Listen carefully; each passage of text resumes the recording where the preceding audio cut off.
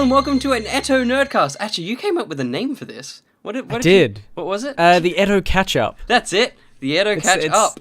It's the show where Will and I just catch up over, because we don't...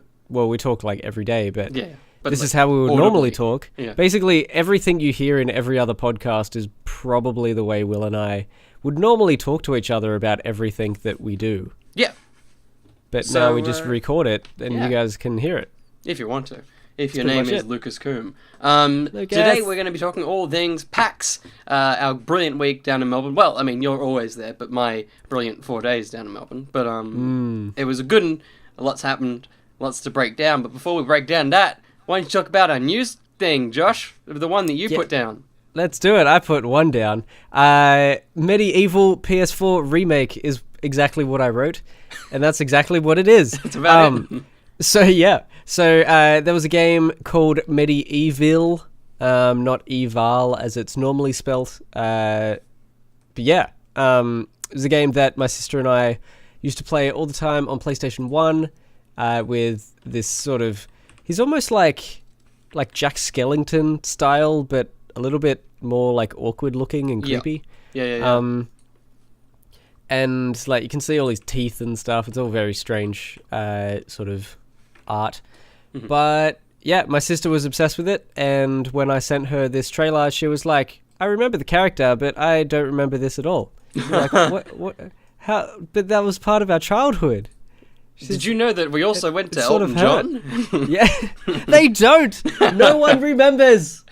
Anyway, that's a story for another time. That's a story for late next year when Rocket Man comes out. That's it. I'm excited for that. I tried to get my sister excited, but she doesn't even remember it. So whatever, Jam. So that was announced, I don't know, yesterday or the day before. Yeah. That's made me very happy. I wonder, I don't know how many other people are going to be happy about it. Yeah, I mean, it seems very I'm random. sure it's a cult thing somewhere. But I wonder, because a game that immediately popped in my mind was Medieval, which is an indie game that came out earlier this year, which is spelled basically that. It's a mid, which is almost that word backwards, evil. Yeah. E-V-I-L. So I wonder if they're like, shit, let's re-bring our name back into the spotlight so people don't get it mixed up. I wonder if that was any part of the decision. Because Medieval's doing really well. It's a pretty well sought out... I don't know if you can sort after a digital game, but I wonder if that crossed their mind at any point. I don't know. Yeah. I don't know. I don't know why Medieval would want to come back. Yeah, apart from that. It's been one game. Yeah. Back in the... I'm just gonna yeah, give it a search. It's not like Spyro when there's a cult following and they're like, shit, let's just do this. We know we've got money. Yeah. Developers SCE Cambridge Studio. Oh yeah. It's a little den in Cambridge. Whoever they are, who's doing this? How What is this? I wonder if there's your quote. Something that we do know a little bit more about is Overwatch. And BlizzCon is happening right now. I mean, there's a ton of other news for all the other Blizzard properties, but the one that I know about is Overwatch. And they dropped a new cinematic today with McCree and a brand new character called Ashy, or Ash. I think it's just Ash. But it's it's another Western character similar to McCree. She's a gunslinger and stuff. But also her ultimate is a massive robot, I think called Bob. And so she's just like, Bob, do something! It's literally the voice line when she ults, which is brilliant. So, there you go. New hero in the Overwatches. There you go. Cool. That's a thing for all the people that play that game. Yeah. You know what's weird, though? Totally, unintentional. Last night I re-downloaded it and played 20 games and went, I'm going to bed. Totally not weird. Remembering and then that BlizzCon was on. That was announced this morning, right? Yeah, I was like, oh, weird. Good stuff. I'll keep it downloaded then. Sick, nice. Yeah. Another thing that I just thought of that we don't have written down was there was a Super Smash Direct. There was on Friday, I believe, and they announced Piranha Plant. Great. People are saying I haven't actually watched any of it, but I heard people at work say that he actually looks really fun to play. Oh, good. And looks really interesting. Yeah, pretty much. Good. And I think I also saw that there was going to be like a regular, I don't know if it's DLC or just sort of like free updates or whatever over time. And there's going to be like a couple of new maps every time and new players every time. I think I saw that it was paid DLC, and only because I saw a bit of outrage, so I assume it was paid. Sure. Yeah. And but the new players are not going to be, what do they call them? Ghost players? Yeah. Like the ones that are basically just copies of another one but a different character. Yeah. It's not going to be that. They're going to be entirely new mechanics for a new player, which is that's pretty cool. Why are people complaining? They're getting like what 100 maps and if you like, want to pay for more characters already. Fine. Like if you don't, also fine. Yeah, they're getting so much already. Everyone stop being greedy. Yeah. But a character that I think is already in the game is Samus from the Metroids, and Brie Larson for Halloween dressed up as Samus, which was a delight. Good. Yes. She got a picture with a Captain Marvel and a Spider-Gwen, and it was just... that was the cutest photo. It's so cute. So good. But from this, people have like gone back because, as they do, generally finding bad tweets. But in this case, something nice. They went back and found an interview where she was like, "I really want to be Samus in a movie. I want to play like she dressed up, so clearly she knows the character. But she's pretty vocal about playing it. Not gonna lie, she kind of looks like Samus dressed up like that. I'm fine. She put does. her in a movie. That would be sick. Yeah. Excuse me, I just burped. Ooh, there's that butter chicken. Ooh, it's not good in a burp form. Will it burp? Let's talk about that. Gross. Yeah. I haven't played many of the Metroid games, but for some reason I bought the Metroid. What are the Collection? Nintendo figures? Oh yeah, Amiibos. For some reason I bought that. I don't know why. It was just a cool figure. Okay. But fair yeah, enough. I'd totally be down for that. Yeah. It's a series I've wanted to get into, so It's a series probably that, do like, that. I think it's like Tron-like in the sense that it could be something visually incredible and unique that we haven't had in a while. So go Yes. for it. I mean, it's better than Sonic in the West and Outback, and Pikachu pretending to be a detective. Make a That's it. Metroid film about Metroid. Maybe, I don't know. Wouldn't that be crazy? that'd be sick. And her being like sort of almost currently the face of like super strong independent women. Like Along other with than Gal Gadot. other than Wonder Woman. Yeah. She's going to be like the biggest female and only female like superhero film other than Wonder Woman. Yeah, totally. So sick. Let's get more strong independent women films. Cast by the Yes. same female in every single one of them. What a great idea. Let's get that white girl out there. Something we also, seemingly confirmed, not all of these just feel like rumors, I haven't written this down, but another show seemingly coming to Disney Play Anywhere or whatever the frick they're calling it, Seemingly. is a Winter Soldier and, what's the other guy? Falcon show. So, that's apparently happening. What? Yeah, which it puts everyone's brain out of whack. Because, A, it can't be from any other point apart from post-Infinity War, or post-Avengers 4, because they haven't really hung out apart from that film. And I guess Civil War, but yeah, I wouldn't... Bucky went into cryo-freeze until they needed him. So... That's true. It has to be set after it. But then that means that maybe one of them will be Cap, or no one's Cap. Like, there isn't a role pickup, I guess. I guess that's not a thing if they've got their own show. Yeah. Unless But it's it could called the just be Super like- Soldiers. Ooh. That's pretty It cool. could, like, Bucky could still be Bucky, but also Cap. Yeah. It'd just feel like it'd be rude to have both of them playing second fiddle. Unless you're like, every now and then he's like, I'm going to wear the shield today. It's like, I'm going to wear the pants, basically. Oh, they could just be the Caps. Yeah, the Caps. Because they've both been Cap. Yeah. That would be sick. I like that. Yeah, there we That'd be go. rad. Call it the Super Soldiers. And yeah, they can both be the Cap. Yeah. Done. Done. Sign it off. Thank you, Mr. Done. Feige. But we're going to dive into PAX now, which is the thing we went to. Yes. This is coming out on the same day our PAX vlog is coming out, so if you want to check out the visual stuff, it's on the YouTube channel that you're probably watching this on, unless it's on SoundCloud, or if you're from the future, maybe you're listening to it on Spotify. But either way, if you're from the future or right now, you can watch a video of us at PAX. Yay! Have you edited it? I have. How's it looking? Both as a person from the future as well as the person recording this right now, really good. Just needs a bit of coloring in, but it's looking really fun. It's currently just all in black and white. Yeah, right now I edit in black and white. I actually edit with a blindfold on. It's all down to audio. Man, that just makes me look even worse. I still do it quicker with a blindfold. My editing is so bad.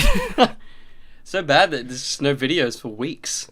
All right, mate. It's fine. You'll get there. Jeez. I hope you've enjoyed this week-long Will Fest that this week is, but Josh will be back shortly. But before he comes back, I was back down in Melbourne, and we went to PAX. It was so good. What did you do with your time when we weren't together? Before I met you? Like, not like of all time, but like before you finished work, basically. What were you doing at work? Just to fill them in. I don't know. Oh, okay. I did a half day at work on the Friday. It was pretty boring. Oh, no. It wasn't. I talked to a bunch of kids. Yeah, that's why I said it. My bad. It was such a long weekend, man. It was indeed.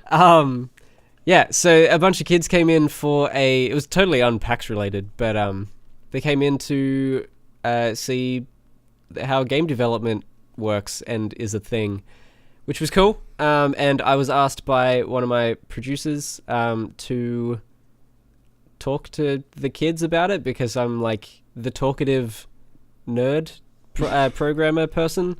Because no other nerds want to talk to anyone else, especially a bunch of kids that they don't know. Yeah. Except for this guy, because I was a teacher. The teach. So I went over and I was like, hey, I used to be a maths teacher, and then sort of whispered over to the teachers, and I'm like, so if you want a way out, just hit me up. I can get you out. And that went very well. But yeah, it was awesome. It was so good to chat to them, and now I'm sort of hoping every time we get like a school tour group, I get to do that again. Yeah. Because that was really fun. Good. Yeah, it was really, really cool. So that would be rad. Lovely. Yeah. But then eventually we caught up. And we PAXed. You were very sweaty when I was a very saw sweaty you. boy. You were actually, you had one of your shirts off drying because there was a massive sweat patch on it. Yeah. I need a new backpack. My backpack has basically a shirt on the back of it. So it's like a jumper. It's like stupid. It's like warm foam. Yeah. I don't know what the point is, like as a backpack, what that actually achieves. It's very irritating. But I think it's supposed to be like, I think it's just a lot of padding. Yeah, okay. Because I assume you're supposed to put a lot of stuff in it, so it just protects your back, because otherwise you have this thing bouncing on your back all the time. Yeah, okay. But it also doesn't help because it's a lot of padding, which is very warm. Yeah, I would prefer spinal damage than sweat, really. Interesting. It's it's a conundrum I've often been faced with, so I know my answer. But yeah, so I was drying out. We had some macas, and then we went in.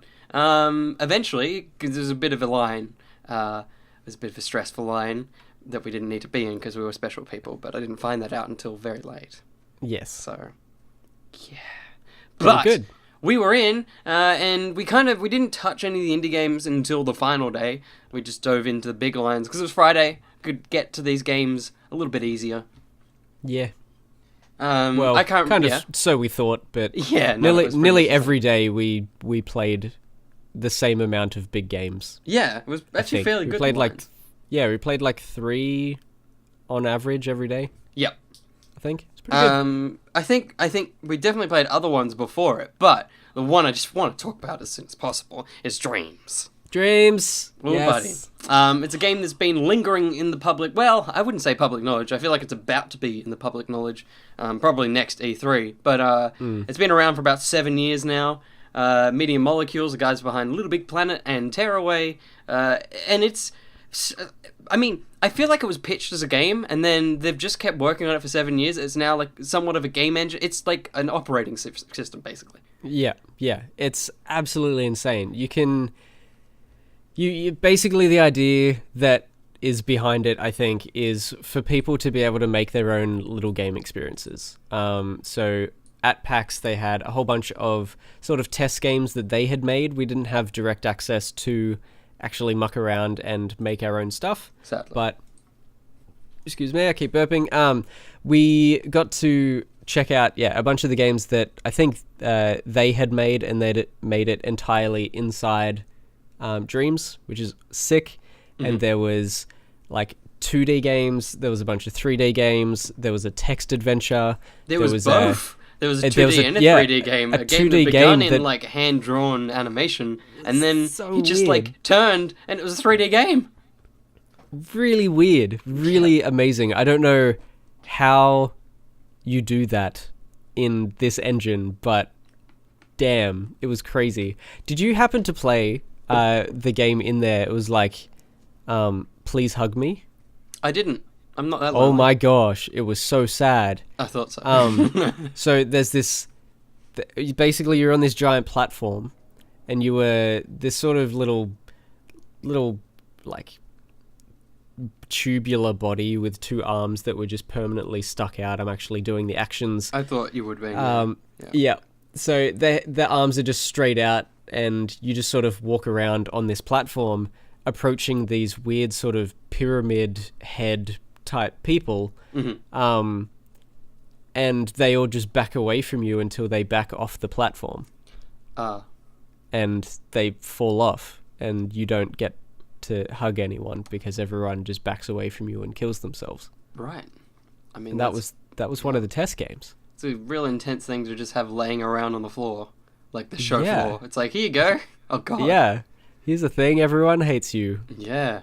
Probably true. Weird. Yeah. But yeah, and there was that one I played. What one? We both played a one which was basically your hammers, and they're just varying ways to somehow create a mini game, like a party game with hammers, just whacking different things. It was pretty cool. Some of them were better than others. Yeah, some of the mini games, but yeah, it was like a series of party games, like your Super Smash or your Pool Panic or whatever.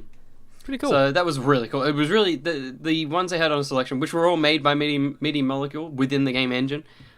So it's something you could make yourself, and yeah, it was a good variety. As you said, there was a text adventure which had about 6 people crowded around it by the end that we just wanted to know where it was going. Not gonna lie, not a great ending, but it was probably programmed by a programmer, not by a story writer. So you know, it's not their fault. But it was incredible to see just what this thing's able to do. If you remember Good Game Pocket playing it, it was basically kind of just a level builder. Like, it didn't have too much to it. It's about 80 times what that was.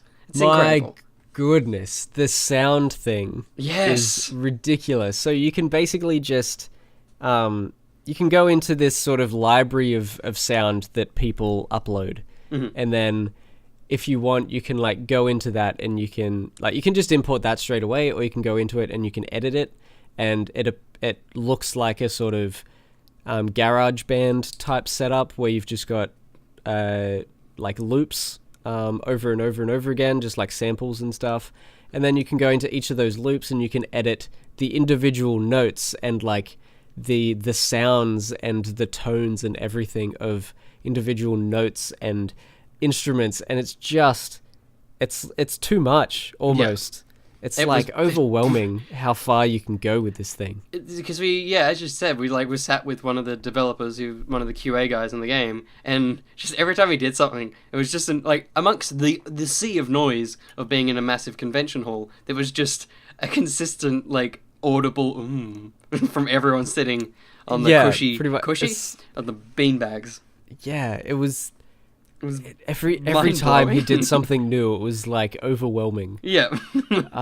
It was absolutely incredible. And if you're at PAX and you missed it, you really missed it, guys. Yeah. Missed out majorly. It was incredible. When you hear the devs going to talk about it, you're like, like for any other game. But if you have any knowledge of Dreams, it's like I will let the man just sit like 1,000 meters away and talk to me about this game. I want anything I can hear about it. Yes, and you tried to give him some drinks, and then he made some jokes, and everyone was very tipsy. It was great. it was past quite a lot of drinks, but I tried to give him one of the free drink passes, and it was like, because I said because your speech on dreams was so good, and he was like, I was like, you've already been given the warmth of dreams. That's a gift enough, or something, which is great.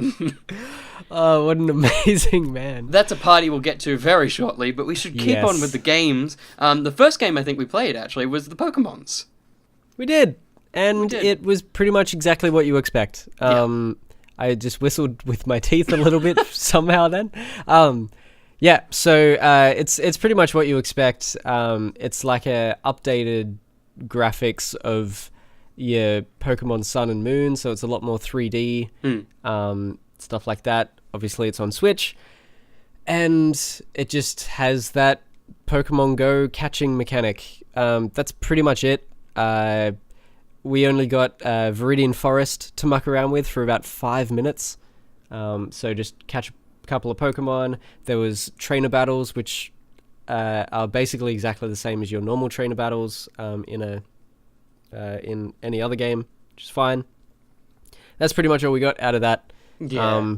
But the little Pokeball thing was pretty cool, though. Yeah. We got to play with that little Pokeball. It was fine. I'll probably just get one for the fact of having one. It's kind of cool. But yeah, if you're into the Pokemon games, then you're probably gonna like this because it's Pokemon again. Yeah. I'm not, but I was like, this looks No, nice. you were not. This looks like someone's going to enjoy this. Yeah, this looks like Josh is going to enjoy this. He's going to love the crap out of this. A game that I don't know all too much about, but I also I played, in the same respect, you only played the Pokes. I played Sekiro Shadows Die Twice. And it's a Souls-like game, basically Samurai Souls. Sure, that works. Samurai Souls. The only Souls-like game I've played is The Surge, which was great, but I feel like that doesn't give me enough of a knowledge to be able to say what this game was like. I really enjoyed it, but it feels like a game that I would get very angry at very quickly, and probably never play again. But it's very pretty. It's got great mechanics of being able to repel away, I think, takes a lot of the stress and tension away from, I feel like, the Souls experience, where you're like, I'm being attacked, there is nowhere I can go. Whereas having this repel grapple function, it means you're just like, oh god, look away, repel up, and you're fine. Unless they can fire things. The ones I faced were not able to fire things, so I'm sure that's a whole different scenario if they can do the shooty bangs. But it's visually great, and I feel like I'll get it on. I mean, maybe if they do Sekiro Shadows Die Thrice, I'll get the PS Plus one when they put on this one. You know? Yeah, cool. When they release the third one, or I guess it's the second one, but maybe they'll call it Thrice. Yeah, I'll get the free copy. But it is very cool. I was very glad to have been able to play that beast. Yeah, it looked pretty fun. It also looked hard, and the guy that played after you, man, that guy was amazing. Yeah. He was real good. What a nice dude as well. He seemed cool. He was lovely. He was teaching me the way through it. I'm like, all right, buddy. Thank you. Like, I'm so glad you're here. But I'm like, let's just see if you can do it. And he just killed everybody. And I was like, oh, it's fine. Amazing. Yep. That's why he was helping. Yeah. I thought he was working there for a little bit. Right. I was like, okay. I assume you know this because you made this game. But no. He's just a very good boy. Something we also played that wasn't very good was Kingdom Hearts 3. Sorry, guys. Sorry, Daniel. Sucked. It real sucked. It real sucked. It real sucked. Daniel McCormack liked it. He did. That's why I'm saying sorry. Yeah. But no, it was not very good. Yeah. How was your experience with it? Go through what you did. So I feel like I just feel like it's not anything to do with the lore of the game that I hate this. It was just the worst experience of playing a video game. Basically, there was a cutscene. I think we were falling out of the sky or something, but we landed in this big rocky place, and then there was a bit of dialogue that I skipped because I was like, I don't like this. But then there was a flashing wall, so I was like, I assume over there, and then I suddenly was able to run up the wall, and it was one of those, like, rocks are falling, make sure you dodge, but the controls didn't really let me do that. Like, it wasn't a click flying between different points of sort of reference. It was just sort of walking left and right.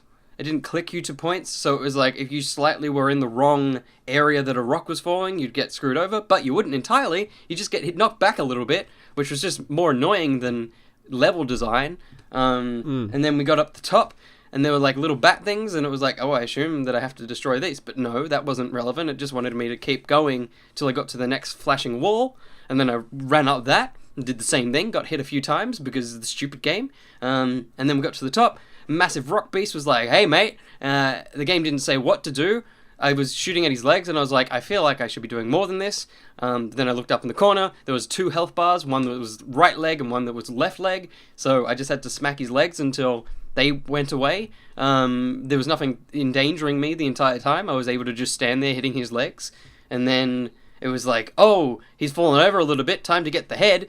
Which, you know, that's like Larry, Les's shoot Larry. But then I had to, like, I thought I was going to hit the head, and then it was like, hey, try Space Mountain. So I created Space Mountain, and then I kept shooting at his head till it blew up, and that's all I did. That was it. That was like a 7-minute experience. Yeah, and it said, okay, thanks for playing, and then you didn't get to play anymore. No.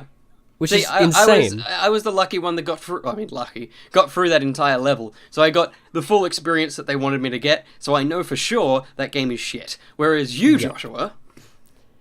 What the hell? So you just came and stood next to me instead. We were probably supposed to get about 15 minutes in total with this game.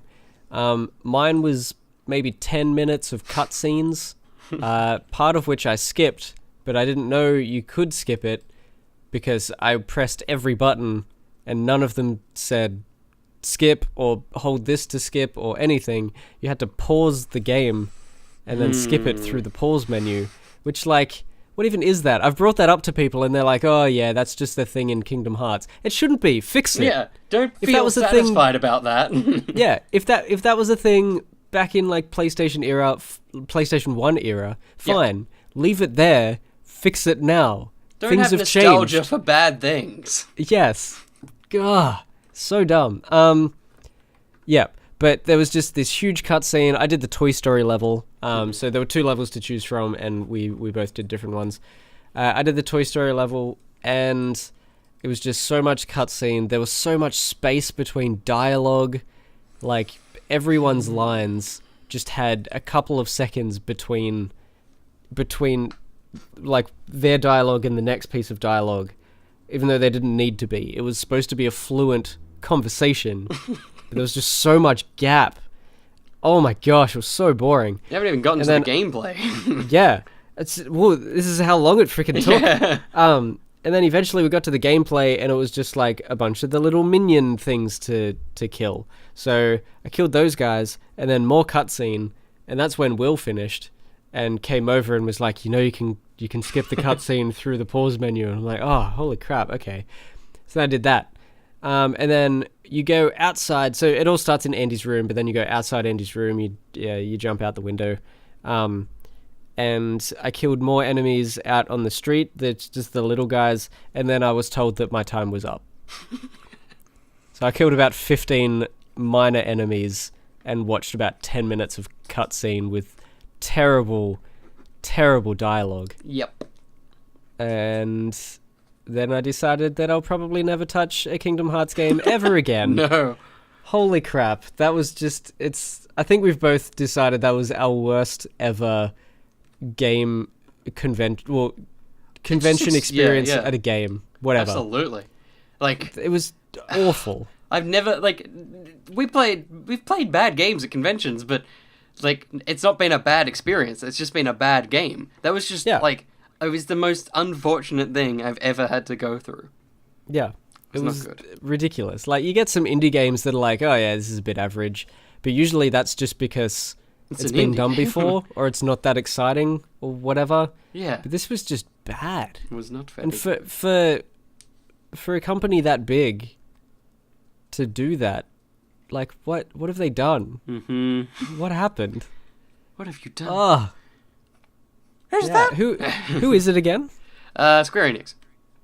Yeah, so the people that made, like, Tomb Raider, like, the last 3 amazing Tomb Raider games. Yeah. And I mean, the other freaking- two Kingdom Hearts games that have seemingly been fine, or Apparently, the other 800s. Kingdom I Hearts would almost guess that they're probably the same, games. Yeah, true.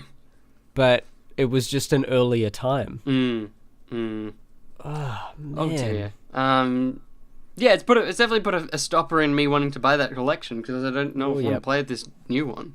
Yeah, The only way they can get me is if I've they're got like other things to do. Marvel and Star Wars or something. Like that's the only Yeah. way they're going to kick us in the balls. Yeah, but even then, I feel like I wouldn't. I was so mad. I have other things to do. Totally. Like, jeez. One of those other things that is coming up very shortly is Spyro, and we got a little bit of a taste of that when we were at the convention, and that was perfect. That was so good. It felt like I remember it. It would be interesting to go back and play it, but I feel like it was very similar because Spyro back then was still just super smooth. Yeah. It felt as smooth Great. as I remember. Yeah. Have you played it recently? gone back? Like in the past 5 years, but not recently. Okay, sure. Yeah. Sure. Um, Yeah, cool. Yeah, it was great. We both played different levels. You played one from like a later game that I think it was the you second said one. you hadn't played. Okay. yeah, I think it was the second game. It was Skateboard and Spyro. It was Yes. one I remember, but it was just it wasn't the first game. But it was equally. I was like, yeah, I remember this. I remember exactly, and it was in a similar way that Crash the Insane trilogy was. It's like it is as clunky as it should be for the game that it is. They haven't like fixed things for the sake of fixing them. It's like, well, sure, it was clunky, but you know, this hitbox was there. We'll smooth it a little bit, but it's still kind of a little bit funny to like. It's still definitely retro. I liked it. It was very good. Yeah. I'm keen to jump on this when it comes out. Mm-hmm. Please just put it out already. Don't delay anymore. Yeah, Please. you've got 2 more weeks, Joshua. You can do this. Yes. Let's do it. All right. But What yeah, else we Nick, got? what do you want to talk about a game, Joshua? What did we talk about? Do you remember any games? Oh, we can talk about the stuff leading into Hitman because that was great. That was very good. Man, that was so good. That was my next game. Good job. Yeah, so we waited in line. We got to the back of the line where it said, "This line is 2 hours." That was a sign that said it was 2 hours. About 10 minutes later, we got to the sign that said 1.5 hours. And then probably another 10 minutes, we were basically at the front of the line. It was a very quick 2 hours. No idea what those signs were talking about, but it didn't take that long to get to the front. Once you got to the front, there were 2 things happening. There was you could skip the line by having your head shaved. Yep. So there was an actual barber there, and you could... Not the elephant. Not Baba, a barber. And yeah, so there was this dude shaving people's heads. I think for the most part it was guys that already had their head shaved but were just getting it like cleaned up a bit. There was I a think they were woman that got a ponytail snipped. I think that was Yes. the closest to a shave. Yeah. I wonder whether we could have just got like a minor haircut. And then Yeah, I know. I skipped got the one line. today. Like I could have just done it then. I need one. Damn it. Anyway, so we did not do that. We waited in the line for apparently 2 hours, but not. But the other thing that was happening was like a carnival style throwing game where you have to like knock over ducks. But to knock over those ducks, you have to throw these foam muffins, like cupcake style muffins. They were And real. They were so legitimate. They looked so real somehow. They were just a bit harder than you would want your muffin to be, but it was very odd. But they weren't actually real. It was just foam. Will was up first. Will missed I missed everything. 5 times. It was incredible. And then the girl was like, all right, if you hit one, so talking to me, if you hit one, then he'll get a duck. And I was assuming like, if I hit one, then we both get ducks. Yeah, that's what I had assumed. Yeah. So it's like you get one because you hit it, but then he'll get one as well because you're obviously friends, blah, blah, blah. So I threw the thing, I hit a duck, and I threw 4 more times and I missed. So Will got a duck and I did not get a duck for some reason. And then she said, all right, if you 3, because there was some other dude that was standing in front of us sort of watching and still waiting. if any of you three get another, like, can hit a duck on this throw, then this guy also gets a duck, talking to me. And I'm like, well, I hit the thing in the first place. I should be the one with the duck. So we all missed. And then she felt sorry for me, so she gave me a duck, and she said, all right, I'll give you a pity duck. And I don't know if she knew what she was saying. No, she didn't. But that was so good. It was a But I'm like, at the same weekend. time as me getting a pity duck, I'm like, but I should have got the duck because I hit it. Like, don't feel sorry for me. I was the one who hit the duck. I got it. I won. God. I don't understand. She just pitied you. It was nothing to do with the duck. Yeah. She pitied me because someone else got my duck because she forced that to happen. Rude. She's rude. I feel like she just really wanted to give me the duck, but legality-wise, she just couldn't. Yeah. Yeah. She was trying. But then she gave me the duck anyway. She did. Yeah. What a great event. It was weird. But then we actually played the game. We did. Josh was very bad. I think I died like 3 or 4 times trying to complete that mission because Hitman is not a game I've really played much before. Yeah. And it was fun. I can see the fun in sort of coming up with different strategies and going around trying to find different ways to get to the final bad guy and kill that guy. But I think because I don't have much experience with it, I don't know. I don't think I had the mindset of like thinking through all the different strategies and trying to come up with something. Yeah. So about probably 20 minutes in, I just came and stood next to you and watched it for a while. Yeah. I think it's clearly even more in depth than the previous one, which is good and bad because I feel like as someone who hasn't played the previous one, it's like, oh god. Yeah. But yeah, I love it. I had the solution. It was perfect, but then my game crashed. So, and because Hitman is so much about waiting, basically it was at a car rally at an F1 event, and there's a bad guy that has a team that has one of the cars, so you got to get through into the pits to then, one of the ways you can do it, get into the pits to then get into his private box. And my way of doing it was gonna freaking work, but as I said, the game crashed. Basically, I had one of the pit crew guys kept taking a sip from this one glass. I was dressed as a waiter, and so all I had to do was find poison. I didn't find the poison when it crashed, so I did it all again. I got the poison. I put the poison in the glass, and then the guy just never went back to the glass. The one time I eventually put it in the glass, he just did his because he basically picks up the glass, drinks a little bit, goes to the window, picks up the glass. He didn't go back to the glass. He just stayed at the window. That's and then so annoying. I think that's when I gave up. I'm not sure. I think I might have tried again. I might have restarted, but it was very annoying. I think it should have worked. I feel like it might have just been a bug in the game, but I liked it. And I liked walking past a homeless man and taking his money. That was really great. Oh, that's right. That was the thing you did. I did.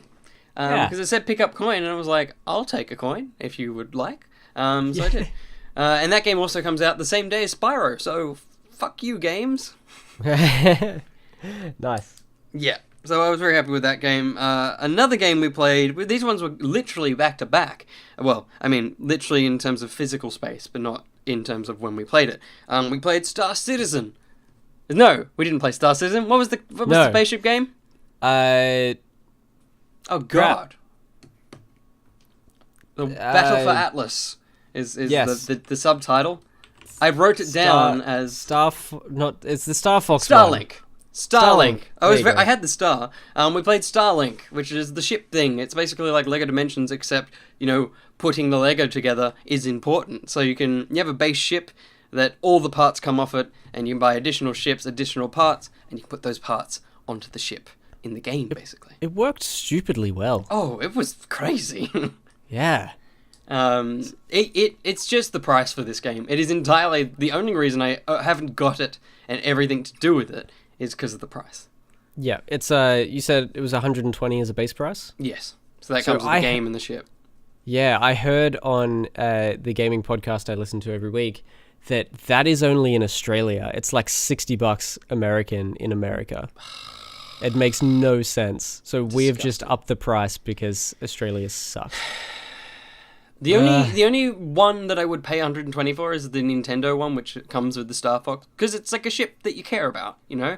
If you're a Star Fox fan, you're getting a model of Star Fox, the ship. Totally. Whereas the other ones, they're just made up ships, so it's like, I don't really want that, so I'm not going to pay $120 for that. So, yeah, without the price, taking the price away, just like going into a battle, and the thing's like, hey, so these are like elemental enemies, so you're going to probably want the elemental gun. And so you just pop off the other gun you were using and put this one on, but make sure the gun's facing the right way, because if it's facing the wrong way, it'll shoot backwards. Really? Yes!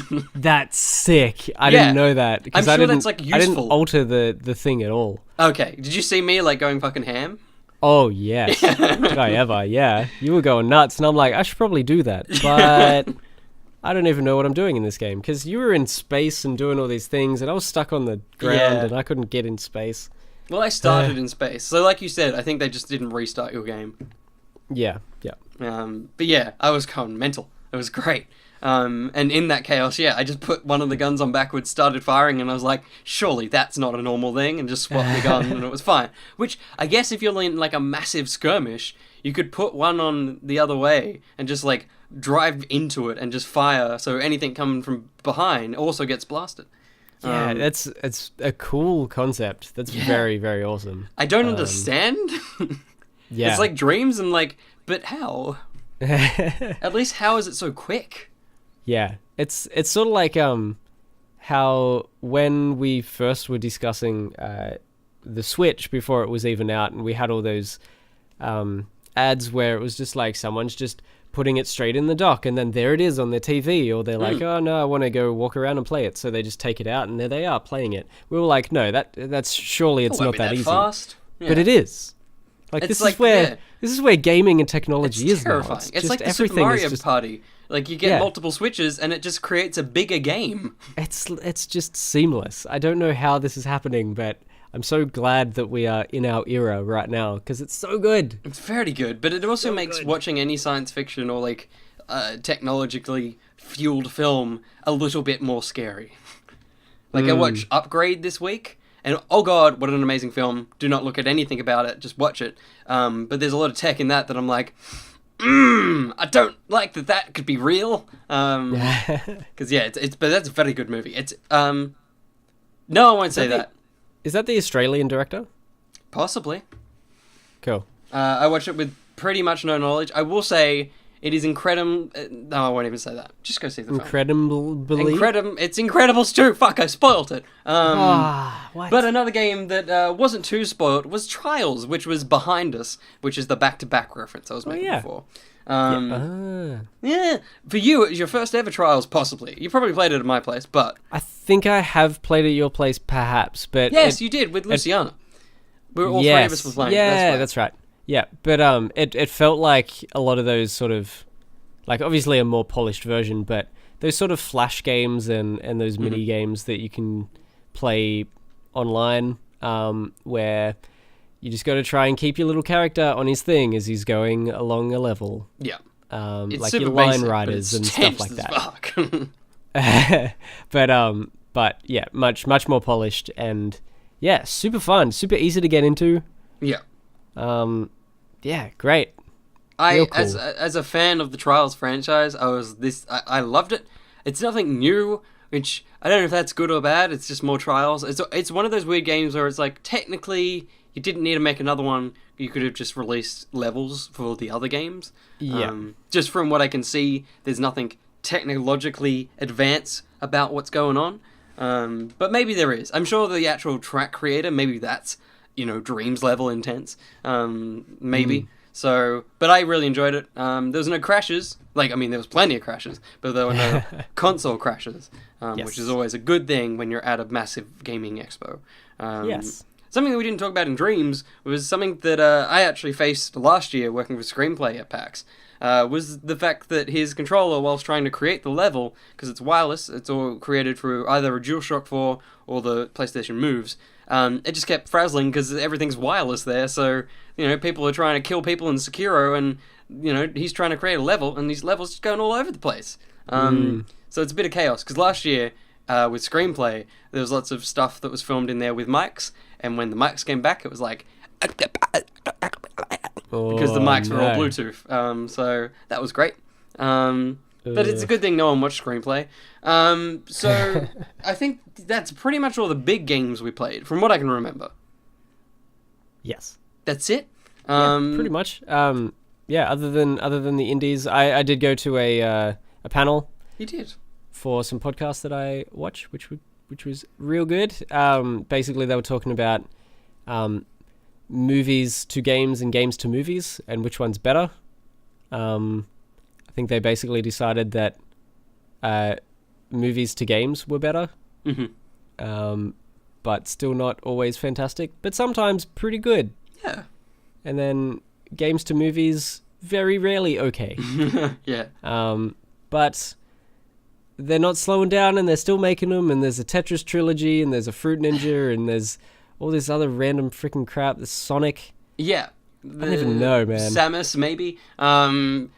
Video game movies, something's got to stick, right? Something's got to work. Just one day, maybe. Something's got to work. I don't know. Maybe I feel like the Uncharted film has the most promise because it's already a film. Yes. That's the one I feel like could land it, but it also, I think for the general public, they will not know it's a game. Yeah, because it's just Indiana Jones. Pretty much. So maybe that one. Do we hold off? I feel like we hold off our PAX panel to the end. We'll just talk about the indies. Yep. I feel like talk about the PAX panel should just be the entire back half of this podcast. We played, the best indie we played. Can you remember the name of it? Something about lasers. Tracy Laser. That's the one. That's the game good. of the panel, the game of the show. Yes, for the indies at least. Yeah. It was pretty much Dreams and then that. Yeah. Somehow. Top two. But yeah, Tracy Laser was a VR experience. Still very much in early development, but go check it out if there's stuff online about it, because it's such a good concept. These two devs, I don't know if there's more to their team, but there was two. You okay?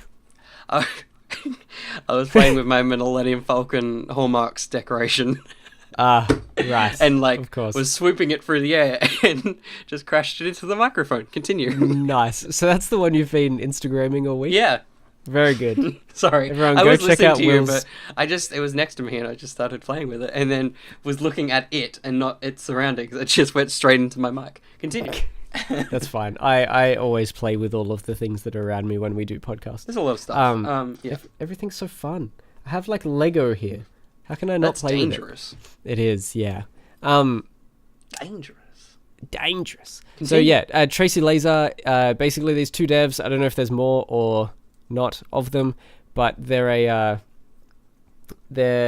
concept is that it's a VR game where you physically have to move around in the space. You don't teleport. There's no locomotion, which is where you sort of pretend to walk on the spot and swing your arms and it will move you somewhere. There's none of that. You actually physically have to move. And the idea is that it would work in someone's living room, in a 2x2 meter space, I think it seemed to be. And the design and everything was just so clever the way it worked. So a lot of the movement was you would walk onto a platform and you would press a button on the platform, and that platform would be connected to something that would, an arm or a conveyor belt or something that would move you to a new location. And by some of the videos that they had sort of showing before you would actually get to try it out, it looked like there were conveyor belts that you would be moving on, and you'd have to shoot things while you're moving along on this this platform. But the art style was cool and had a cool design to it. The fact that you were just moving around and naturally walking around rooms and stepping on things, like stepping on these platforms or getting in elevators and stuff like that, and all this sound design that made you actually feel like you were there and on these things was insane. I don't know. Yeah. It was absolutely incredible. It was such a good idea and designed so well that you felt like you were moving so far, like through this entire building, but you were still in this 2 by 2 meter room. Yeah, I like the amount of times that I was like, no, surely I am not. Like, I'm sure, and because, you know, with the Vive, there are bounding boxes that are visible within the game. We were very clearly in a safe space, but I was like, no. Surely I've walked out into the PAX floor. Yeah, like, I'm outside now. I'm in danger of walking into the Yarra River, right? The only moving thing that got me was, like, the one going down. It was like, my legs were like, what the fuck is going on? But no, it was just, I need more of this game. It's 2018's Wildfire. Yes, pretty much. I would love to see more of this. Eventually, when I get a VR, I want to try this. I want to try and make this concept. Not that I would ever like sell it or try and copy it, but I just want to copy it in terms of like design and stuff. I just want to see whether I can, and how hard it would be to create. That would be very, very fun. But yeah, it was fantastic. They also spoke about the fact they had the new Vive with them. The new Vive, it was like the Vive Quest or the Oculus Quest or whatever it's called. Yeah, that's what it's called, the Oculus Quest. But, as I was saying before, which is why I brought it up, the crazy wirelessness of the entire PAX building just screwed with it and it died, basically. So, don't use your Vive around other Vives or any other technology, basically. Yep. Around hundreds of pieces of wireless technology. I mean, there would have been at least 6 other Vives next to it, because there were so many VR little spots. So, But yeah, that game was incredible. We also went to 2 other kind of developers, Bluefish? Is that one of them? Blowfish. Yes. And I played a game that was based on a book that's completely out of my... Stormboy. And it was basically just a visual novel. It talked through bits of the original book, which you haven't read because you're an adult. It's very much children's novel. But if you have read it, it's just very lovely. And it's like Mr. Percival and I used to play with sticks. I used to throw and you can go, all right, I'm going to throw the stick into the water, and there's no goal, there's no points. It's just living out the moments from the book, because the book is just a lovely book. So it's just a lovely game. Nice. So that was nice. And I also got a pin out of it, which is the most important thing.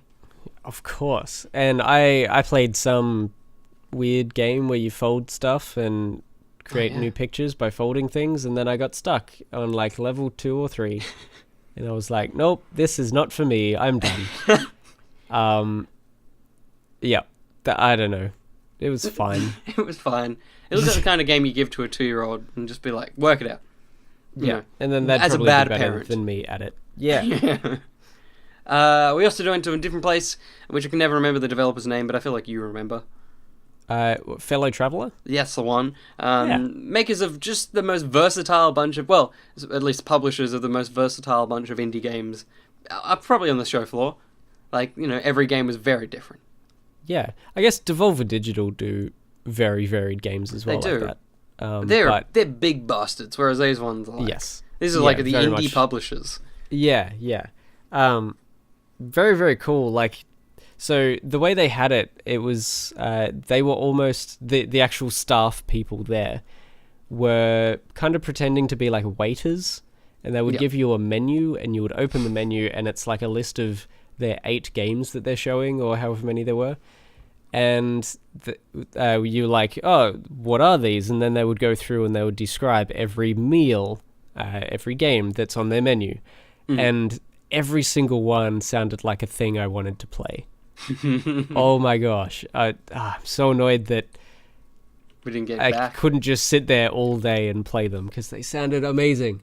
But you played one where it was like the Big Bang was happening. So like you had the to find creation of your the lover universe. across the before, during, and after events of the Big Bang.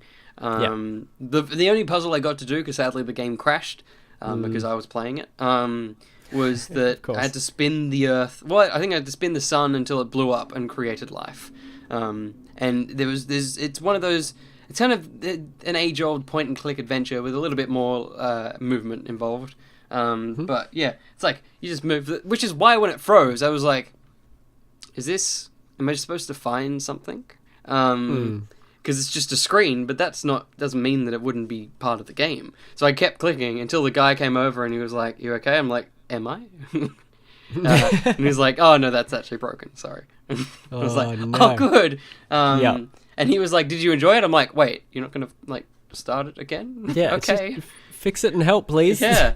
No, he was very much, "You're done." But it was a very simplistic style where it's like age-old proper point-and-click adventures, which is like, yeah, all the games are very much they have almost like an age of gaming that they've taken and advanced and made it their own. I think that's kind of what they do. Your game was very interesting. What? Well, interesting? kind of. Yeah, so it seemed to be like the saddest one on the menu, Which is why you picked and that's why I played it. I was like, I'm done. That's it. Give me that. I wanna be sad. And it was pretty much an old lady who lived on a farm, seemingly there it is again. That's the word of the podcast. Seemingly in the middle of nowhere, like in a desert, and everyone in her family had moved away, and she was the last one on this farm. And I think you basically have to tend to the farm. It's like a very compact. Do you mean seemingly? Stardew Valley or something. Yeah, seemingly. What did I say? You said apparently, I think. Oh, so that's wrong. I've never used that word before in my life. No, Good. Continue. And yeah, I think you just needed to like tend to this farm. So I went over to a goat and milked it, because goat milk.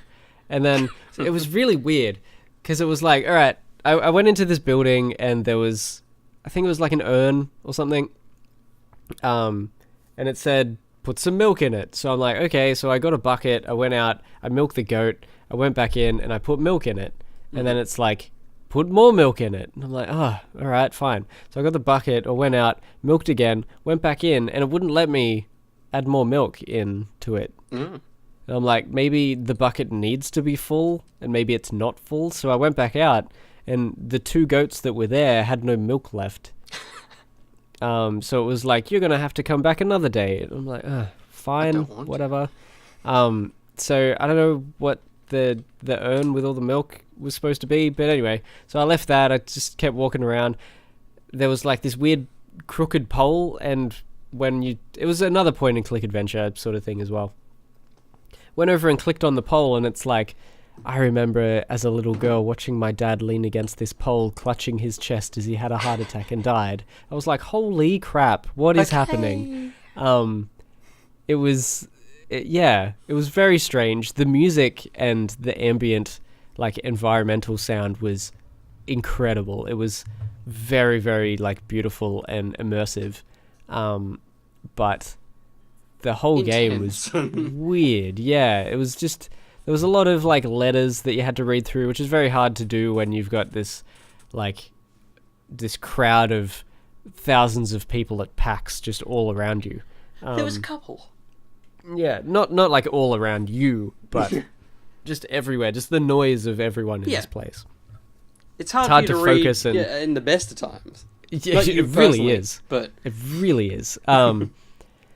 So yeah, I sort of skimmed a lot of these things, and they're all like about this woman's kids and stuff like that. And then the guy came over and helped me out because I'm like, I don't know what I'm doing. He was like, oh. Yeah, he was like, pick up the gun. And so I picked up the gun, and then I didn't do anything with it because I didn't know what to do.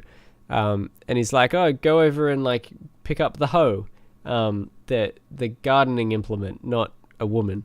And you sort of got to like plow the ground with this hoe. And yep. If you hadn't prefaced it, it would have been totally fine. The fact you gave some weird context. I'm sorry. But the thing was, that's my name. The thing was, the dumb thing. Oh man, this game would be so tedious. So in like Stardew Valley, you go over. If you need to plow the ground, then you just click on it, and the guy does it. It's just like it just does it. In this one, you have to click and hold on the piece of ground that you wanna affect, and it takes like 3 to 5 seconds to do that. But then once you do it, you have to do it again, and I think you have to do it 3 times for every like square of ground, and then you put a seed in it.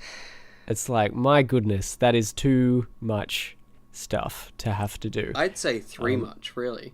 Yeah, That's how much it is. Yeah, it's almost like 1 much. But yeah, it was fine. It was probably there would be way more to it, and it would probably be way more emotional just sitting and playing it if you can dedicate the time to it. But it wasn't really the environment for it, I don't think. But it was nice. It looked nice. The music was beautiful. Yeah, that was the thing. It was nice. We visually looked at a bunch of games as well. But, I mean, that's not in our brains. But I think the environment that we were in, that something went well in, good link there, was our PAX panel. That was very surprising. Yeah. So, I mean, general things, bought some stuff to do it. If you didn't know what it was, basically the aim was we were going to play Overcooked 2 with our hands taped to the controller, so we were only able to use our mouth to eat a variety of snacks. Well, I mean, most of those things didn't happen, so, goal not achieved. But I think the important thing is the snacks. So, what do we have, Josh? So we had some Doritos. We got some weird Doritos that were like both salsa and guacamole flavored, but not Dorito. So, like, I guess the base flavor was still Dorito. I guess. Yeah, kind of, yeah. But like half of them were orange and salsa-y, and then the other half were apparently guacamole and green.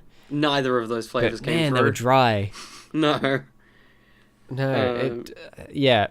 So there was that. There was those chips. There was just gummy lollies. We had clinkers. We had some licorice donated to us by Alex Tan, a mate of mine who I worked with at a thing called Code Camp, which is teaching primary school kids to program and make games and stuff, which was cool. Mm-hmm.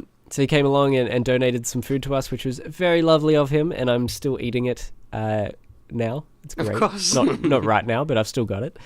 The leftovers. We had... Was that all the good stuff? I think so. Well, we had donuts as well, which we originally were going to strap to our first. heads, but we just ate them like normal people. Yeah, we sort of ran out of time to set that up, but that's fine. And then we had whole bananas. Cold pizza, that's right. I always forget about that. Not just cold pizza, but something went wrong with the pizza, and it was very hot. And it wasn't hot when I ate it earlier, as in spicy hot. Yeah. It was very peppery. Like, you were just biting into, like, whole peppercorns. Yeah.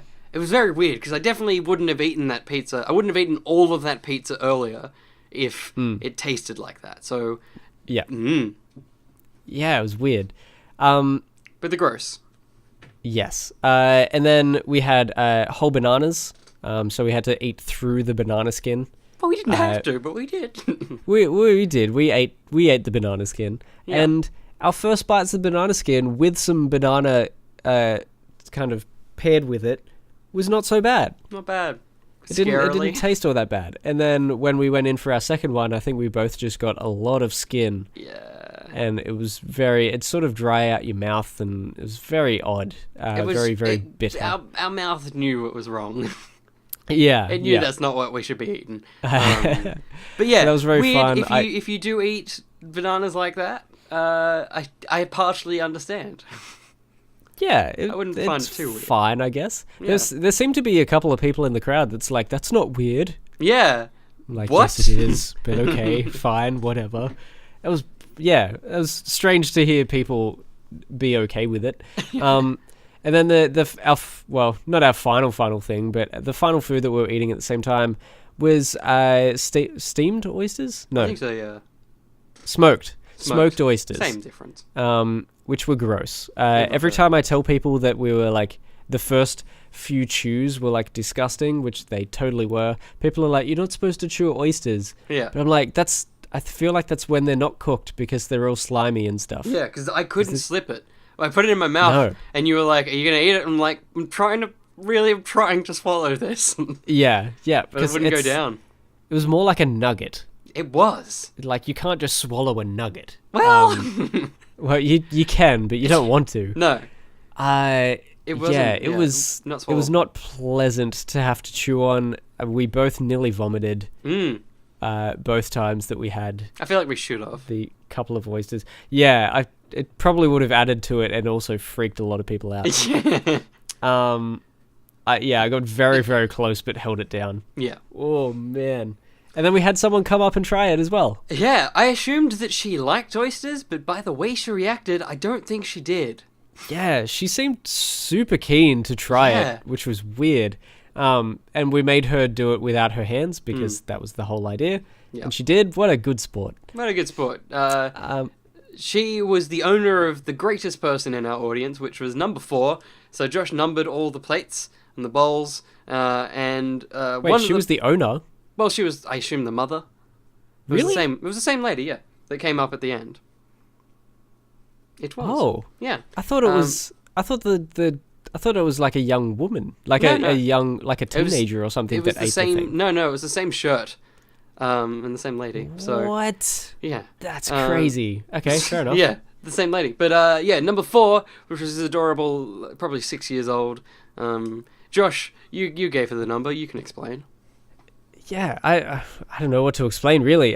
So we ran around basically giving out numbers which corresponded to the food bowls that we had on stage, basically so that people could bring us the food and put it in front of us, and we got a bit of audience participation, which was really awesome. But as I was running around handing out the numbers, I saw a little girl with her hand up, and I was like, I can't not. So you have to be number 4. And she took that and just rolled with it, because every time that she called out during the whole thing, she would end it with saying, "That was from number 4." It was the cutest freaking thing ever. So she good. was adorable. Thankfully, Man. number 4 was just lollies as well. So at the end of the night, she was like, "Any more lollies?" Yeah. Well, she sort of said that, and we were like, "Oh, yeah, not really. Like, they're not around." Yeah. And then she wanted to take her number 4 bowl, the bowl that had 4 in it. And I was like, wait here a sec. And I remembered that we had like a whole leftover packet in my bag. we didn't use. So I just ran over and grabbed it and just put it in the bowl and went, "There for you." And her eyes just lit up, and she ran back to whoever was with her. And Yeah. it was very nice. But we should talk about the crowd. We were We should. expecting like 15 to maybe 30 people max.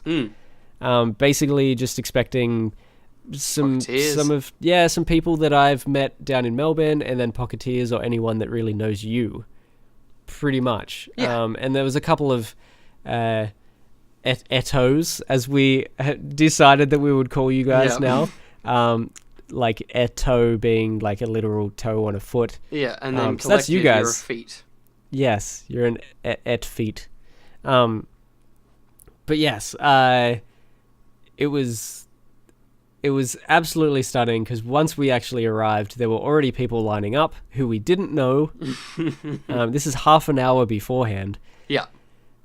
We didn't know who those people were, but there was already like 10 people in the line. We're like, who are these people? Fine, whatever. Let's just go inside. I We went assume they're inside. at the wrong line, was my thought. Yes, yeah. Or there was like another theater around the corner or something that that's where the line was. And then we went in, we started setting everything up, and then they let everyone in like 10 minutes early, and we hadn't finished setting up. The guy, After they said, can we let them in on time? We're like, yeah, we'll be done in 10 minutes. And then he just went over and opened the door. Yep. Thanks. Thanks, dude. We had 10 minutes left. Yeah. So then we looked very unprofessional, which I think added to the whole thing and set a really good mood for the entire panel. It was great. I think what was funny, looking back on the GoPro footage that I have, which is not viewable for you guys, but we've got lots of footage from the final round of it, which I think will go up later this week as well. But looking through the GoPro footage, when they come in, and it like I was frantically going through things, it just looks like I'm like setting up a seminar. So I guess they were probably like, oh yeah, like if we hadn't made a big deal, they'd be like, I guess they're just getting up the PowerPoint. Like this isn't anything, because as much as the descriptor was like, oh, that seems pretty fun, there's no reason it was actually going to be what it was. Like, people could have come in and just expected us to talk through snacks. Or maybe eat them, but not chaotically. So, seeing someone, like, sliding stuff around, the greatest thing was, I, like, got up the video that has the first frame that is thanks for coming, and when that went on screen, everyone just stopped talking, and so then, when they slowly stop talking, both of us are just screaming, keep talking! Don't stop talking! Which was great. But it all fell apart from that point onwards. And we haven't actually talked about the numbers, which, if you are part of, like, any social medias of ours at all, you would already know that our 15 to maximum 30 people that we expected was actually over 200 people, nearly packing out the theater that we were assigned. It was very weird. Absolutely insane. We were just expecting like a couple of rows of people scattered throughout this thing, but man, what happened? How? Yeah. So at least in my mind, I was like, this will just be an easy way to film a video. But because there was so many people, I forgot to hit record on the computer because, I mean, I feel like anything I recorded actually wouldn't have been that great on the computer. I forgot to do that, and secondly, it just kind of just became a thing that we were putting on for these people. Like, it stopped being a video; it was just a live show. Like, it just went so far away from being something I could ever cut together because it went over an hour. Like, there was no real structure. It was insane. Yeah, it was for those people. Yes, absolutely. So sorry to those who thought that who we originally told we were going to film it and would post it. It's probably not going to be in its entirety, but you'll see parts of it for sure. And I would say it's not interesting to watch if you're not there. Like, probably if I put up the whole thing, you'd be like, you get halfway through it, you wouldn't be able to watch the whole thing. So a cheeky cut down version's better for you. Yeah, it ended up being way more of just some crazy experience than it would be better as a video. But should have been there. Sorry, guys. Yeah, sorry. But if you see us at any event, come to it because we will make sure it is when I say make sure, we'll do what we did, which is not trying, but it will be great, apparently. It's going to be the dumbest thing ever. Which, afterwards was just amazing to meet all the people that were there, or a bunch of people that were there, people we know and people we don't, coming over. We freaking signed stuff. Yeah. Like, people wanted our signatures and things, and people just added us on Instagram, and we got a whole bunch more followers on Facebook and YouTube and stuff like that, which was awesome. And then walking out, and all of Sunday, we just kept getting stopped by people and saying, guys, your panel was so good last night. That was like the best panel that I've been to at PAX so far, which is just insane. Like, I don't want to, like, I'm sort of talking it up, but this is exactly what happened. Yeah, and I'm just saying it because we don't know how it's happened, and we're just so overwhelmed and excited about it. It's hard to not talk about it. And just to think about things that we want to do for the future now. Like, do we do more than one of those crazy things at PAX? Can we do that? Yeah. But that'd be cool. But yeah, no, it's very strange. I think the epitome of how, I mean, again, we shouldn't be talking ourselves up, but the epitome of how strangely good we must have been was it was the end of the show, and I was walking with Steph, who you'd know as Hex from the Good Games and the Screenplays, and outside of that, just talking to about the panel, and someone walked towards and to me and was like, I've never enjoyed watching clinkers. Oh, clinkers as well, we ate. I never enjoyed watching people eat clinkers on stage as much as I did last night. And in my head, I was like, this lady has been on the television for 10 years talking about video games. Probably want to notice that she's... But apparently, I was more exciting. Which is crazy. It's stupid. It was just absolutely insane. And I think, as we've sort of discussed, that crowd made it what it was. Absolutely. It wasn't entirely us, but they just... Everyone was so excited. Everyone just seemed to get so into it and was so involved. It was amazing. It was such a cool experience to have that sort of feedback from the audience throughout the entire show. Never stopped, Oh, which man. resulted in very sore throats. Yes. Yeah, so I'm again totally sorry that we didn't record it, but I think you will see something of it, which will give you a kind of experience in itself. I think it's one of the best moments of the night, is the one that got heavily recorded by quite a few people, so thankfully I will be able to give you that in full, basically. Yes. So that'll be great, and yeah, I've been on Twitter, I've been trying to post a few bits and pieces, so if you want to see that, at the Doctor of Who, and I might try and get them over to Facebook as well. There was one that I put up, which was the end of, I can't remember which round, but we got a 3-star, and we got like no stars on almost every single, so we played Overcooked 2, and so you get a star rating at the end of each challenge, and we got a 3-star finally, but it was great, because people were already cheering that we finished, and that we'd eaten the food, and so people were cheering, and then the 3 stars came up, and it just erupted. I was listening to it, and I'm like, oh yeah, they were that loud. And then the 3 stars happened, and it got louder. It's like, how? Oh, that's so cool. So yeah, there's some great moments like that I'll try and get out there. But yeah, I've really only got the back of the room GoPro camera, and because it was low lighting, it doesn't look great with even with 4K. But I'll do what I can. But yeah, my like crowning achievement of PAX is probably getting people to scream "Stop cooking," because I've always wanted to be on Ready Steady Cook all of my life. Yeah. So to have people scream that was very cool. It was so perfect. In a that whole Peter thing Everett. was great. I mean, the only other thing that happened on our PAX weekend was a great big mega dev party, which happens every year, I guess, when PAX is on. Yeah. So it's basically for all of the indie devs, or just anyone showing stuff at the panel, they will get special access to a website where they can buy these tickets to basically a big old piss up. You just go to a bar, you get a bunch of free drinks, and you just drink for hours and hours and hours with each other. It's like an end of PAX celebration. Yeah, and it was great.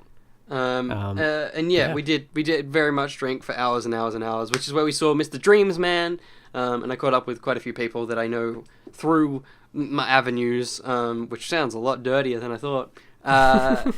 But yeah, it was great, and just hanging out with people that we caught up with at PAX as well. And one of your friends that went to AIE, who I vaguely know, I remember from things, he was there, and when I went, I've got to go to the bathroom, he was sitting, we were chatting for like, probably, I think he sat down, and I was like, great, because I had my bag, you had your bag, we wanted to mind the things. I think he sat down, and immediately I was like, here's my moment, I can pee, and I just went, no. And I was like, do you mind, I'm just going to go to the bathroom, look after the bags, and as I walked to the bathroom, I was like, I wonder if he's real. Like, because I've had so many of the good old ciders, I was like, I don't know if he actually just sat down. I could just be leaving my bags out there now. But I then went into the bathroom, got to the point where there's 2 stalls, both doors open at the same time, 2 very, game devs all very much look the same, 2 people wearing all blacks with beards walked out of the bathrooms, and I was very scared until one of them was like, make a choice, because he also realized how symmetrical the whole situation was. And I was like, I'm so glad you spoke, because if one of you didn't speak, something's gone wrong. There's a fracture in the matrix. But it was a great night. They freaking do sausage sandwiches for dinner. It was that's what I want forever. Yeah. It was crazy, and we were there from I think 8 p.m. till 3:30 a.m. Yeah. Which was insane. We got back at about 4:30 and just turned off. And just absolutely turned off. And then I had to be at work at 8:30 in the morning. Yay! Holy crap! That was just the worst. I did not get much work done that day. But I got my boss said, hats off to you for coming in, because no one else that went to Megadev last night has turned up. So I got some brownie points, which was very nice. Nice. Good. That's what you need when he was like, are you really going to turn in a half day on a Friday? God damn it. Yeah. It's like it just builds it back up. Yeah. But, man. What a weekend. What a way to end insane. It was the perfect way to end it. Yeah, and that's why there's been no content this week. Oh yeah. Because it's just we're just trying to recover. I had an alarm set for 8 o'clock on Friday because I felt like I was recovered. Somehow, I snoozed the alarm. I don't remember waking up at the alarm, and then slept further until 1 p.m. And I went to bed at like 12. I went to bed at a normal... You said Friday? Yes. So I should have been done by then. But right. My body must have been like, one more time. And because I went to bed at a good time. I've been doing it all this week, getting my 12 o'clocks, which to me is a good time. I feel like most adults, that's a good time. If you can get to bed by 12, you're doing well. It's 12, and it was like 8 o'clock. That's like 7 hours of sleep. Why not? And yeah, for some reason, I snoozed my alarm and then slept till 1. It's very strange. I've never done that in my life. Crazy shivers. That was today. That was on Friday. Friday afternoon, or Friday morning to afternoon. Yeah. So right, until gotcha. 1 p.m. Yeah. It's very strange. Far out. Yeah, but it's been a massive recovery week. It really has. But I've got some things planned for next week. Obviously, this is coming out. I mean, by next week, I do mean right now. Yeah, because I got this, and we've got our PAX vlog. The upload is back on Monday, and I'm trying a new thing, which I'll talk to you about after this, just in case it didn't actually happen. And you'll be back next week with an ETTO, probably. Yes, yeah. I want to jump back into that, do some more. Maybe jump back into Mario 64 and keep playing that and actually like finish it, and then we can have like a whole series. I would love to have like entire game series is finished for games that have full stories and stuff. But yeah, I want to jump back into that, try some more old games, and see where that goes. Good. Be good. Oh, there's a burp somewhere. What have you been doing in the past like 2 weeks? Apart from PAX. Oh, man. A lot of Assassin's Creed, Odyssey, and then the Spider-Man DLC, which I don't think we talked about, but we haven't. It was pretty good. It's not much to talk about, but it's good. It's more of the game. Short, but good, and a very intriguing story. I keep burping too. It's a good beginning. Yeah, so good. I'm keen to see where it goes this month, and also next month, to finish off the story. But yeah, more Spider-Man is great. And as of Monday, I've been playing Red Dead on and off because I've been very busy with other things. But basically today, it is Saturday today, I am still in my pajamas because I pretty much just got up, made a bunch of English muffins, sat down and played Red Dead all day. Nice. It was great. So yes, I'm enjoying it. I understand people's like, is this fun sort of thing, because it's sort of so realistic that it's almost monotonous. Yeah, you're living the life of this sappy old fart. Yeah, but you kind of have to. I think the podcasters that I listen to, they agree, and they were like, it's a very, very, very well-made game. Oh, gotcha. It's very good, but it's like you sort of just have to hand yourself over to it and just go with it. Yeah. And ignore the fact that it's not always happening. Like there's not just always stuff happening, but you are going to have to clean your guns and brush your horse. Yeah. And like... The thing is, with lots of those, it just makes it easier. Like, even cleaning a gun, you don't have to. It just gets less effective. And if you will, you won't clean it. Yeah. So it's just there's a lot of weird monotonous things. The fact that you've got like health bars and stamina bars, but then you have other meters inside those that tell you how fast it's coming back, that seems unnecessary. Yep. Which is it's super annoying. Like There's so much replenishes. Going on there. The food replenishes the thing that tells you how fast your health is coming back. Doesn't fix your food. Yeah, like it should just be eat the food and get your health back. It's too clever for its own good a lot of the time. I've also been playing it. I think I'm now like 12 hours down, maybe more. The thing the thing that's like keeps drawing me back is things happen and I'm like, oh. Like I mean, this is like an incidental thing. This isn't a mission or anything. So this is, I mean, if anything, this may help you with the game.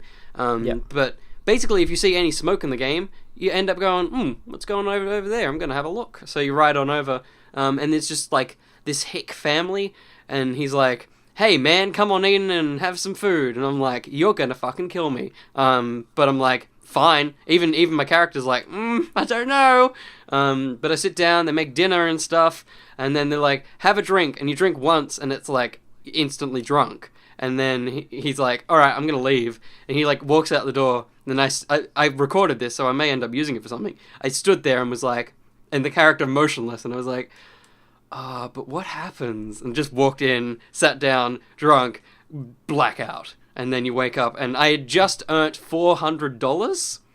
So then you wake up without that money in like a mudded mess. And I was like, maybe that wasn't the right choice to make. Wow, shivers. But the great, this is the thing that I'm like, okay, game, I get you. They were like, oh, well, we used to be pig farmers till mum and dad died, all of this stuff. They like give you a bit of a little morsel of a backstory. So then I opened up the main map and just looked, and then there was this thing that like had pig farm, and then there was this tiny little shed, and I was like, is that the place? And like put a marker down, rode all the way back, opened the door, and she's like standing there carving something, turns to you with a knife, and she's like, oh, it's you! Runs at you with a knife, you shoot her, you shoot the guy, and then you have to search the house for your money. It's like, oh wow, okay, game, alright. Yeah.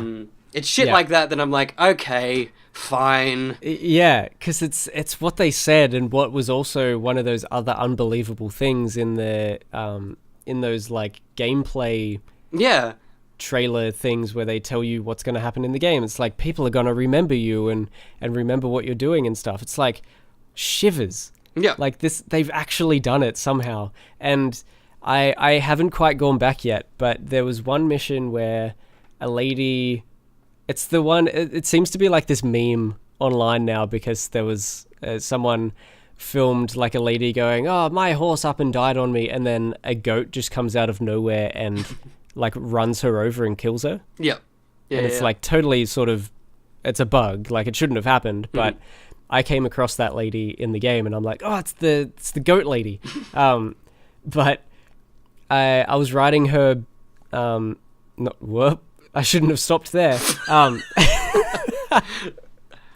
So she got on the horse, and I took her back to sort of the area that she was living, and she's like, oh yeah, it's a nice area, but the guy that sort of owns the area and a lot of the houses where everyone lives, he's a little bit odd, and like I think he's got a daughter, because I see this woman in the window, but no one, like she's never been outside, and whenever I bring it up, everyone says just don't talk about it, just ignore it. And it's sort of like, well, I need to know that. Like, I need to know what the hell that is. Don't just tell me that and not go anywhere. So I know where that farm is, and I need to go back and freaking find out what that is. I'm sure you can and then go in the house. Yeah. And I've had friends who have like gone under a bridge, and there's a bunch of bodies just hanging under the bridge, and it's a serial killer, and then it basically starts a serial killer mission. It's like, geez, it's somehow so, like, it's so empty, but so jam-packed with stuff. Yeah. Because it's deserts for miles, and it looks gorgeous. I think some of the like, the NPCs and the actual player models could be better. Yeah. His hat has like 4 polygons. Yeah. But, some of them are a little bit off, but the rest of the game is just insane. I was looking at a sunset today. My goodness, it's the sky.